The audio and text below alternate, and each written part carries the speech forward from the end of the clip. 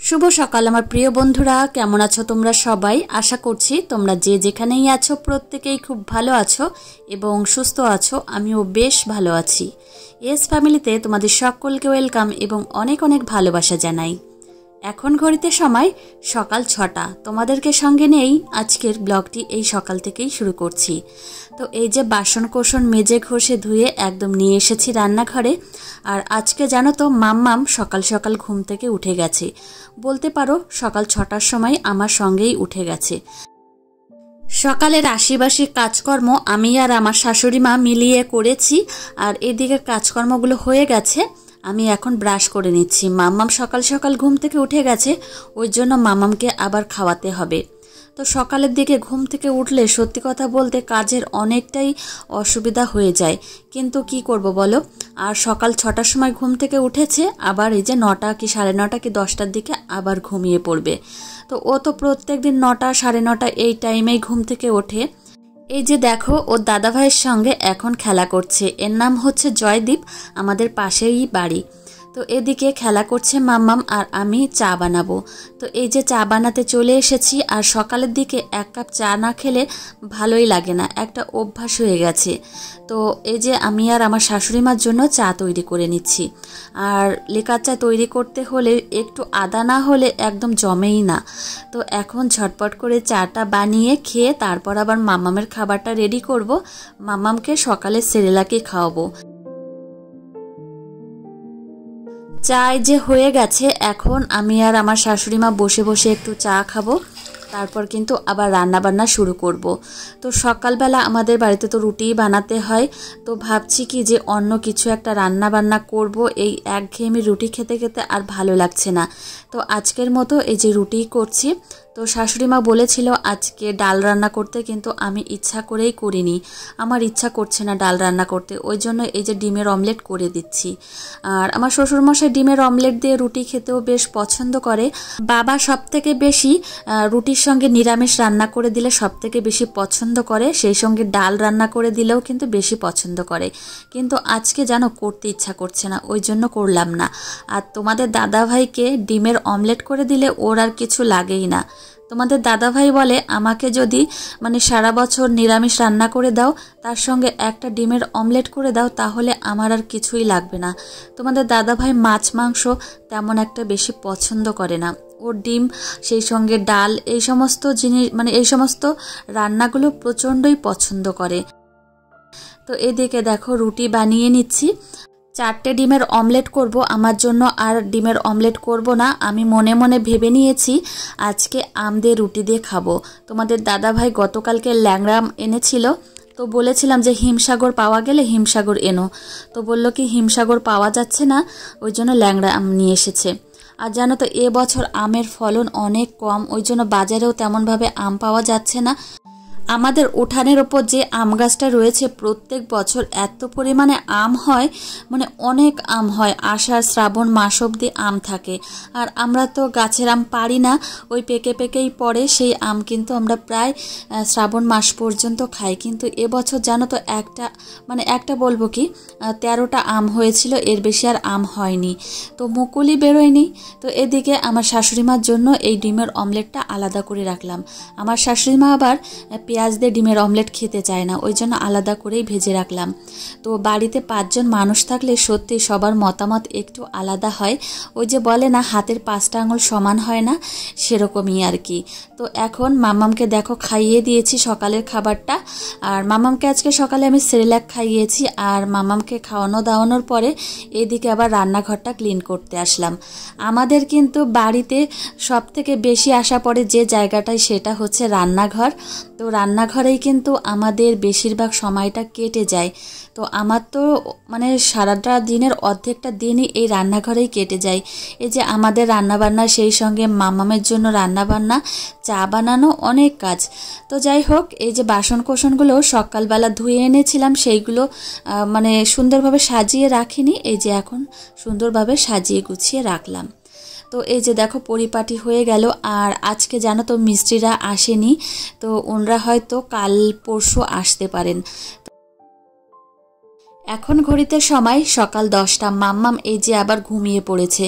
মাম্মাম প্রত্যেক দিন সকাল 8:30 9টার দিকে ঘুম থেকে ওঠে, সেজন্যই কিন্তু ও একবারে দুপুরে ঘুমোয়, মানে 12টা 12:30 নাগাদ। কিন্তু আজকে যেহেতু সকাল 6টার সময় উঠে গেছে, ওই জন্য এই 10টার সময় আবার ঘুমিয়ে পড়লো। আর এই সকালের দিকে যদি ওর অনিয়মটা হয়ে যায় তাহলে সারাটা দিনই অনিয়মটা হয় আর কি। তো এদিকে মাম্মাম ঘুমিয়ে রয়েছে, সময়ের অপচয় একদমই করিনি। এই যে এখন জামা কাপড়গুলো ধুয়ে এনে মেলে দিলাম। এখন প্রচণ্ড পরিমাণে রোদ, কিন্তু সকালের দিকে মেঘলা মেঘলা আকাশ ছিল। তো এই যে দেখো কাকাদের বাড়িতে কাজ হচ্ছে, আর কাকাদের এই রান্নাঘর আর আমার বেডরুম পাশেই, ওই জন্য এত পরিমাণে আওয়াজ হচ্ছিল সকাল সকাল, ওই জন্যই মাম্মাম ঘুম থেকে উঠে গেছে। আর সকালের দিকে দেখবে আওয়াজটা বেশি যায়। আর কাকাদের বাড়িতে 4টে 4:30 নাগাদ থেকেই কাজ হচ্ছিল, ওই জন্য কিন্তু অত সকালেই মাম্মাম ঘুম থেকে উঠে গেছে। তো এখন আমি ঠাকুরের এই যে বাসি ফুল একদম পেছনে গিয়ে ফেলে দিয়ে আসবো।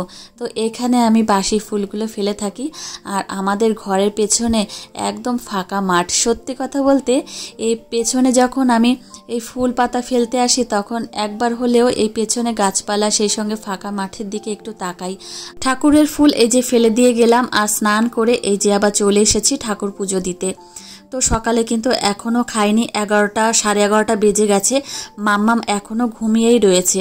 তো আমি ভাবলাম যে আগে আমি সকালে খাবারটা খেয়ে নিই, তারপর মাম্মামকে ডাকবো।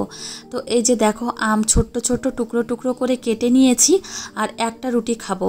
তো একটা রুটি এই যে আমি ছোট্ট করে টুকরো টুকরো করে ছিঁড়ে নিলাম, কেননা আমও ছোট, আর এইদিকে রুটিটাও ছোট ছোট করে নিলাম। তো এখন একটু বসে বসে খাবো আর কি। আর মাম্মামও ঘুমিয়ে রয়েছে, তো ভাবলাম কি আগে খেয়ে নিই, তারপর মাম্মামকে ডেকে ওকে আবার খাইয়ে স্নান করিয়ে দেব। আম দিয়ে রুটি দিয়ে খেতে কিন্তু বেশ ভালো লাগে। অনেক দিন ধরেই ইচ্ছা করছিল, ফাইনালি আজকে এই যে খেয়ে নিলাম। আর একটা জিনিসের খুব ইচ্ছা করছে, মানে আর একটা ফল খাওয়ার খুব ইচ্ছা করছে, সেটা হচ্ছে কাঁঠাল। তো কি হয়েছে জানো তো, রাস্তা দিয়ে আসছিলাম আর কাঁঠালের গন্ধ পেয়েছি নাকে, ওই জন্য মনে মনে ইচ্ছা হচ্ছিল যে একটা কাঁঠাল যদি খেতে পারতাম ভালো হতো। তো কাঁঠাল খেতে কেমন ভালো লাগে জানো তো, আমার গলা কাঁঠাল একদমই ভালো লাগে না, একটু শক্ত শক্ত টাইপের হবে, মানে ওর কোয়াগুলো শক্ত হবে, সেরকম কাঁঠাল খেতে ভালো লাগে। তো রান্না করতে আসার আগে মাম্মামকে স্নান করানো খাওয়ানো সব কিছুই কিন্তু হয়ে গেছে। এইদিকে মাম্মামের জন্য দুপুরে রান্না করতে আসলাম। তো আজকে মাম্মামকে আমি পটল আর আলু দিয়ে একটা তরকারি করে খাওয়াবো। তো এইদিকে আমি শিঙি মাছগুলো ভেজে নিচ্ছি।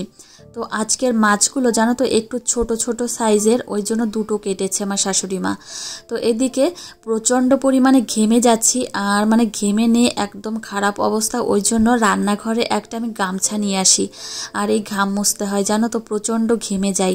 তো এই হচ্ছে ব্যাপার। আর এইদিকে তো মাছ ভাজা হচ্ছে। আর চশমা পরলে কি হয় জানো তো, চশমা ঘেমে যায়, ঘেমে একদম মানে সাদা সাদা কুয়াশার মতো পড়ে যায়, মানে চশমা ঘেমে যায়, ওই জন্য বারবার মুছতে হয়। আর রান্নাঘরে আসলে ওই জন্য একটা আমি গামছা নিয়ে আসি। তেলে আমি কালো জিরা ফোড়ন দিয়ে দিয়েছি। এখন পটল আর আলু আমি এই যে দিয়ে দিলাম ভাজতে। আর পটলও যেমনভাবে কেটেছি লম্বা লম্বা করে, সেই সঙ্গে আলুও কিন্তু লম্বা লম্বাভাবে পাতলা পাতলা করে কেটে নিয়েছি। তো এখন নুন হলুদ আমি পরিমাণ মতো দিয়ে দিলাম।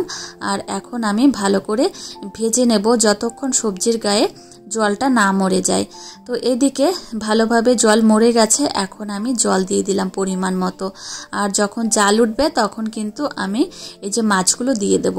আমরা যেমনভাবে তরকারি খাই, মানে একদম সিম্পলভাবে, তেমনভাবেই কিন্তু মাম্মামকে খাওয়ানোর চেষ্টা করি।